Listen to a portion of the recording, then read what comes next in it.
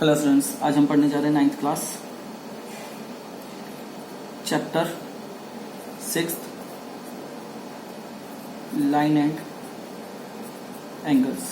तो इससे पहले कुछ बेसिक टर्म्स हम लोगों ने तैयार करनी है जो इनमें यूज होंगे। ठीक है, बेसिकली ये टर्म्स मैं चैप्टर 6 और 7 दोनों कवर करूंगा इसमें, इस बेसिक में चैप्टर 6 ये वाला और इससे अगले वाला। ठीक है, क्योंकि दोनों एक दूसरे से रिलेटेड है, दोनों चैप्टर एक दूसरे से रिलेटेड है। दो ये टर्म्स जो करवाने लगा हूँ 7th के 6th में भी यूज हो रही है, 6th की टर्म 7th में भी यूज हो रही है। चैप्टर में, चैप्टर की बात कर रहा हूँ, क्लास की नहीं। 6 चैप्टर 7th में भी यूज हो रहा है, 7 चैप्टर की कुछ टर्म 6th में भी यूज हो रही है, इसलिए बेसिक दोनों का एक साथ करवा रहा हूँ। टर्म्स बेसिक टर्म्स है जो दोनों के एक साथ करवा रहा हूँ। तो शुरू करते हैं वन बाय वन। सबसे पहले बात करेंगे हम लाइन सेगमेंट। ऑब्वियसली बच्चों तुम लोगों ने पहले ये पढ़ा हुआ है। ठीक है, अ part of a line with two ends. एक लाइन का पार्ट जिसके दो एंड्स हो उसे क्या कहते हैं? Line segment. ठीक है, दोनों को एक साथ समझाऊंगा। एंड ए लाइन,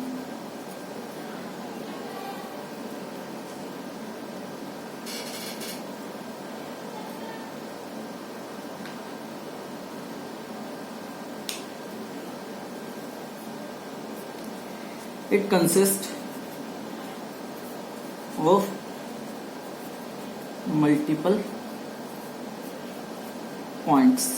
एक लाइन मल्टीपल पॉइंट्स की बनी होती है। which have no end, जिसका कोई एंड नहीं होता। which have no end, जिसका कोई एंड नहीं होता। and have arrows on both side इसके एरो होते हैं। Means it can be extended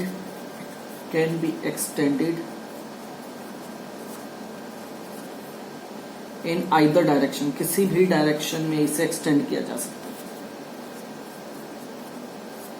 अब इसे समझाने के लिए एक एग्जांपल ले रहा हूं मैं। मान लो मैंने एक लाइन बना ली, स्ट्रेट लाइन ए बी। तो लाइन क्या होगी? लाइन की एग्जांपल क्या होगी? A B. क्योंकि देखो दोनों तरफ एरो है, इधर को भी एक्सटेंड कर सकते हैं, इसे इधर को भी। अब मैंने यहां पे एक पॉइंट ले लिया सेंटर में, सी और डी। तो लाइन सेगमेंट क्या होगी? लाइन सेगमेंट की एग्जांपल होगी सी डी। लाइन सेगमेंट की एग्जांपल होगी C D. C D line segment क्या कह रहे हैं? A part of a line, एक लाइन का छोटा सा हिस्सा। A part of a line, line का छोटा सा हिस्सा विद टू एंड्स, जिसके दो एंड्स है, स्टार्टिंग पॉइंट भी और एंडिंग पॉइंट भी है। ठीक है, लाइन क्या है? It consist of multiple points, बहुत सारे पॉइंट्स की बनी होती है, जितने मर्जी पॉइंट्स लगा लो इसके ऊपर। विच हैव नो एंड, जिसका कोई एंड नहीं होता। देखो एरोज लगे हुए, ये इधर को भी एक्सटेंड हो सकते हैं। Which have and have arrows on the both side, दोनों साइड पे एरो होते हैं। It means it can be extended in either direction, किसी भी डायरेक्शन में इसे एक्सटेंड किया जा सकता है अकॉर्डिंग टू रिक्वायरमेंट। ठीक है, अब बात करेंगे रे।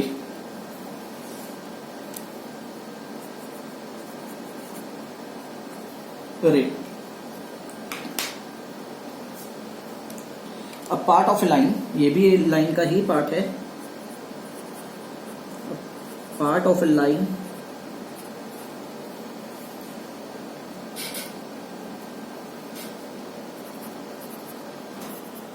which have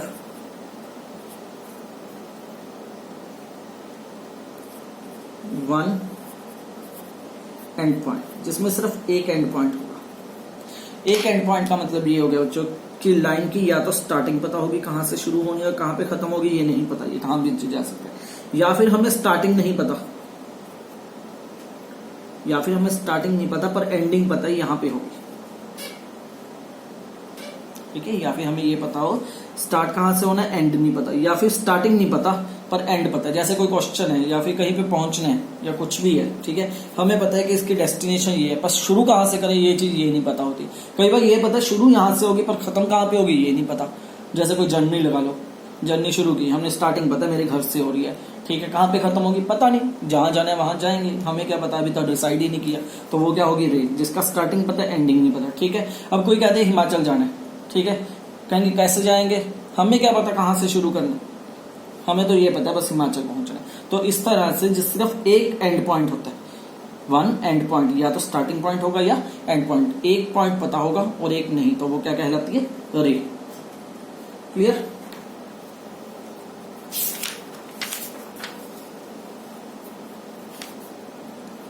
next,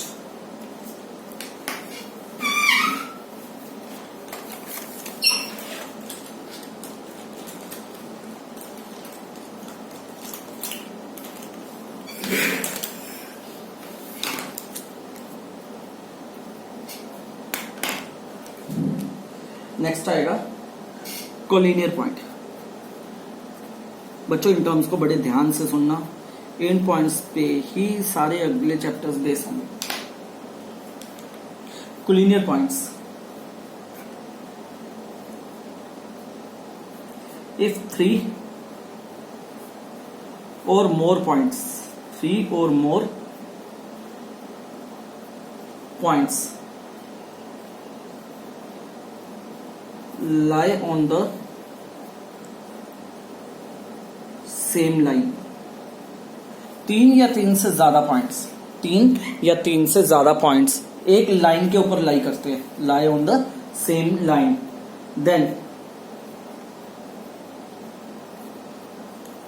all the points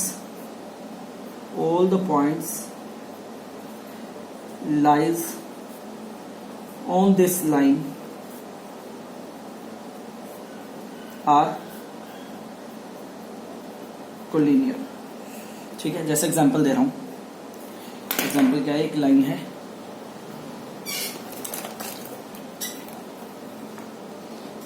मान लो एक लाइन है, लाइन बोले, स्टार्टिंग और एंडिंग पॉइंट नहीं पता होगा, दोनों तरफ एरो होगी, एक लाइन है, लाइन के ऊपर कुछ पॉइंट्स हैं, P Q R, एक पॉइंट अलग से ले रहा हूं यहाँ पे S, और यहाँ पे ले रहा हूं T, ये T का पॉइंट, ये S का पॉइंट। ठीक है, दो लाइनें लगा ली मैंने, एक छोटी लगा ली ST और एक, क्लियर है?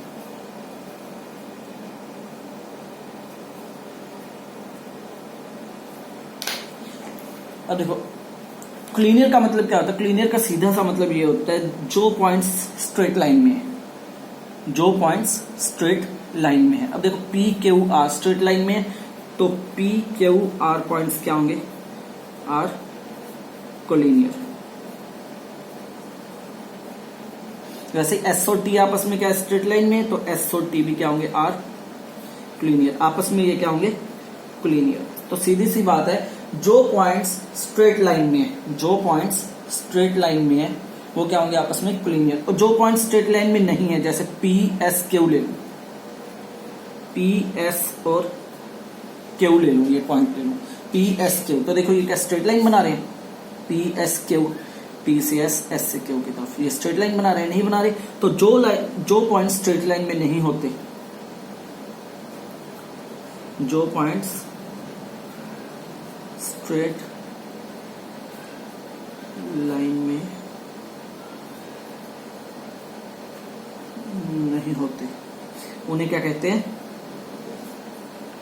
Non collinear points. ये टर्म याद रखना। कोलिनियर क्या हो गए, वो सारे पॉइंट्स जो एक लाइन में हो वो कोलिनियर होते हैं। नॉन कोलिनियर क्या होते हैं, जो पॉइंट्स स्ट्रेट लाइन में ना हो वो नॉन कोलिनियर होते हैं। Clear?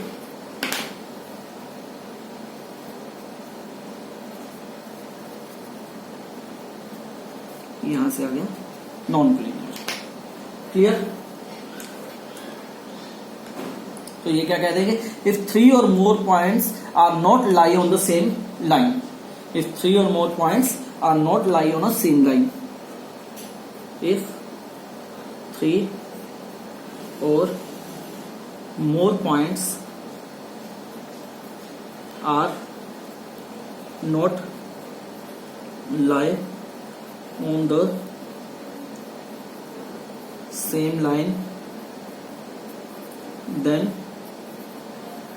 They are non linear. Better होगा बच्चों अगर तुम लोग इसे कॉपी में लिख लो, क्योंकि ये डेफिनेशंस एक एक नंबर के एग्जाम में आती हैं। ठीक है, आगे हम करेंगे intersecting line.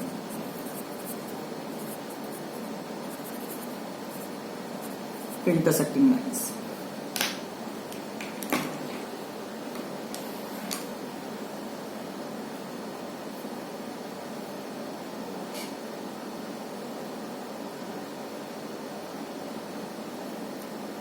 if two lines meet or intersect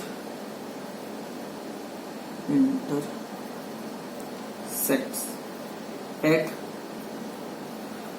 a point, एक पॉइंट पे अगर दो लाइनें आपस में मीट करती है या इंटरसेक्ट करती है, देन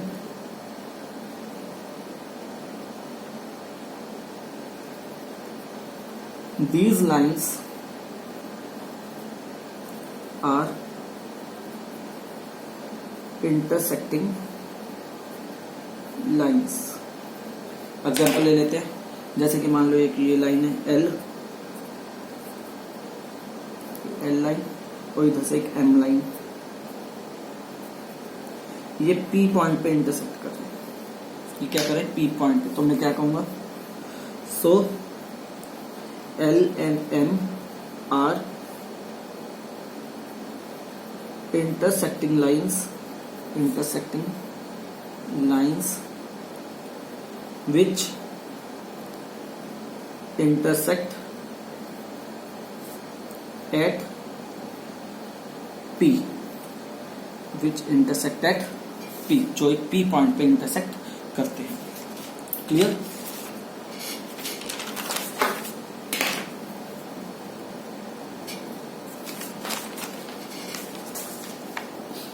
नेक्स्ट,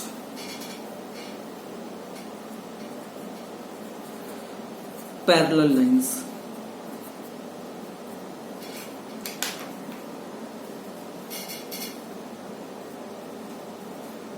टू और मोर लाइंस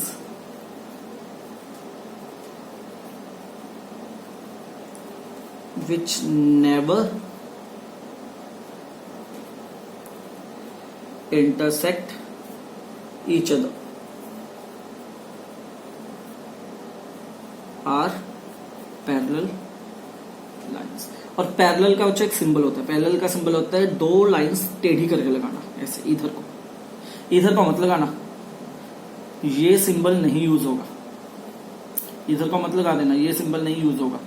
सिंबल हमेशा इधर को यूज होता है, इधर वाली पैरेलल। ठीक है, इस तरह से लगा लो या थोड़ी सी सीधी करके लगा लो, ऐसे बात तो एक ही है, पर इधर को टेढ़ी नहीं लगानी बस। Are parallel lines. अब जैसे एग्जांपल ले लेते हैं। ठीक है,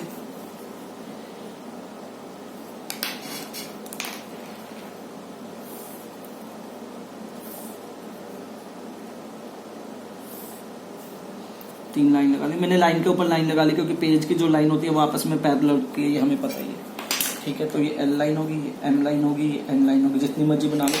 तो यहाँ देखो, ना तो एल को एक्सटेंड करो जिधर मर्जी, एम को एक्सटेंड करो, एन को एक्सटेंड करो, कभी भी आपस में इंटरसेक्ट नहीं करेंगे। ये तीनों की तीनों आपस में इंटरसेक्ट नहीं करेंगी। So L parallel to M parallel to N, जैसे लिखा जाता है L parallel to M parallel to N. ठीक है, अब जरूरी नहीं है तीनों की तीनों लिखनी। मान लो मुझे एल और एन नहीं चाहिए तो मैं सिर्फ दो ही लिखूंगा, एल पैरेलल टू एन। अब मुझे सिर्फ एल और एम चाहिए तो मैं लिख दूंगा एल पैरेलल टू एम, या फिर मुझे एन और एम में कॉम्बिनेशन चाहिए तो मैं लिख दूंगा एम पैरेलल टू एन। अगर तीन गिवन है, जरूरी नहीं तीनों की तीनों लिखनी, जो जिनकी जरूरत है लाइंस की वो लिख सकते हो। तीनों की जरूरत है तीनों लिख दो, दो की जरूरत है दो लिख दो, जिसकी जब जितनी रिक्वायरमेंट है उतनी लिख सकते हैं। ठीक है, नेक्स्ट चलते हैं।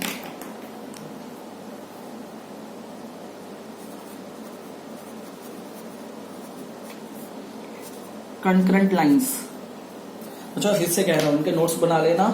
ठीक है, ये एग्जाम में एक एक मार्क्स के आते हैं, ध्यान रखना।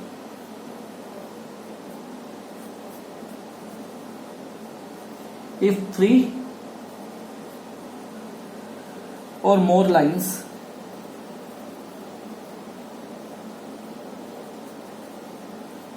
intersect at a point, if three or more lines intersect at a point, they are concurrent lines. तो वो कौन सी लाइन्स होंगी? कंकरेंट लाइन्स होंगी. कौन सी लाइन होंगी? Concurrent lines. एग्जाम्पल जैसे कि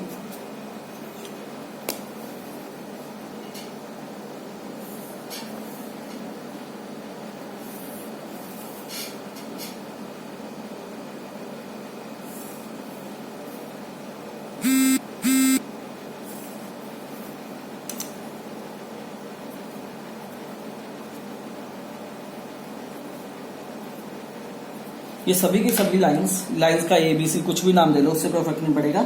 इस पॉइंट को नाम दे रहा हूं मैं क्योंकि इसकी रिक्वायरमेंट है. ये पॉइंट है P पॉइंट. अब देखो सभी की सभी लाइंस कहां से पास कर रही हैं? इस P पॉइंट से पास कर रही हैं. सभी की सभी लाइंस इस P पॉइंट से पास कर रही है. तो मैं कहूंगा ऑल द लाइंस, नाम दे लेते हैं चलो इन्हें. ये आ गई L लाइन, ये आ गई M लाइन, ये आ गई N लाइन, ये आ गई Q लाइन. L ये सारी होगी, M ये सारी लाइन होगी, N ये सारी और Q ये सारी लाइन होगी. Therefore, L, M, N, Q are concurrent lines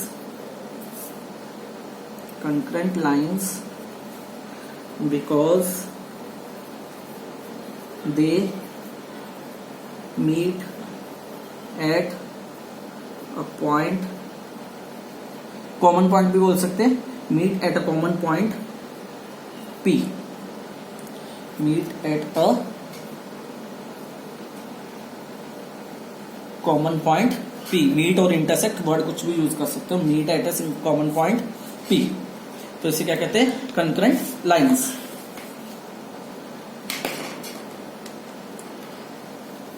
अब बात करेंगे बच्चों एंगल की.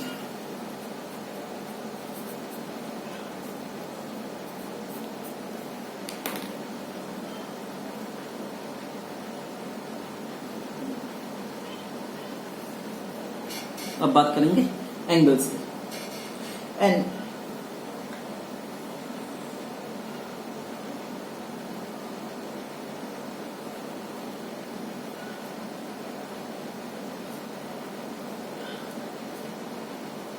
एंगल को हम फिगर की हेल्प से रिप्रेजेंट करेंगे. पहले फिगर बना लेते हैं इसकी एक. तो जैसे कि मैंने ये बना ली.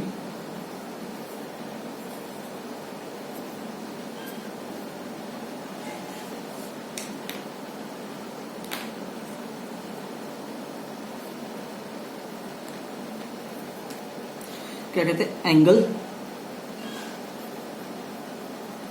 Is a figure. एंगल क्या है? एक फिगर है. Which is formed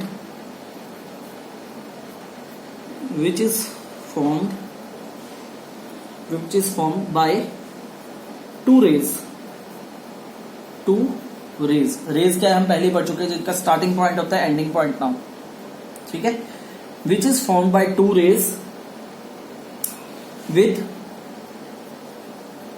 the common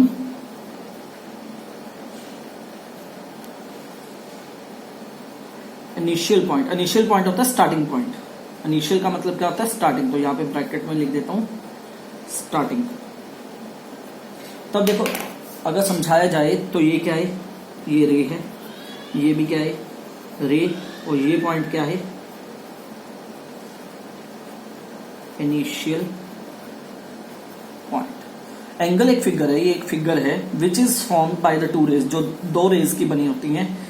the common initial point, जो कि जिनका इनिशियल पॉइंट, जिनका स्टार्टिंग पॉइंट क्या होगा? सेम होगा.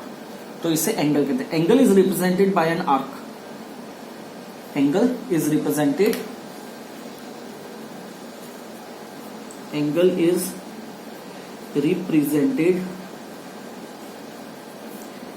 Bye an arc.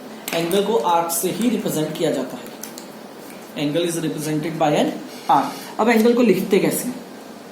मान लो इस एंगल को लिखना है, इसे नाम दे लेते हैं हम.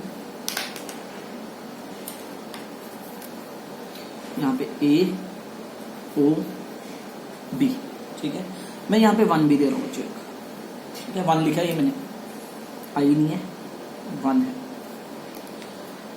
देखो अब एंगल को कैसे लिख सकते हैं, एंगल को कैसे लिख सकते हैं, या तो एंगल को इधर से लिख लो AOB, ये एंगल का सिंबल होता है, ये एंगल का सिंबल होता है, symbol of angle,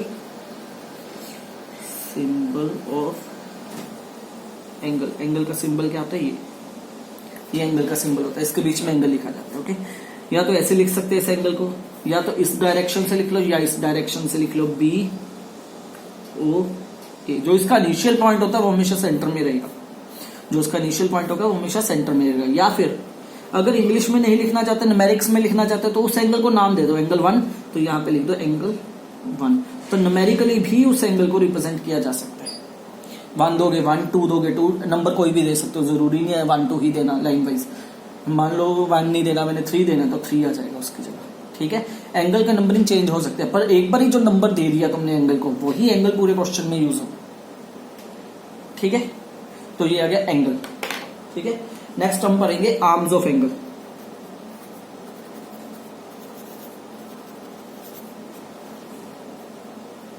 arms of angle,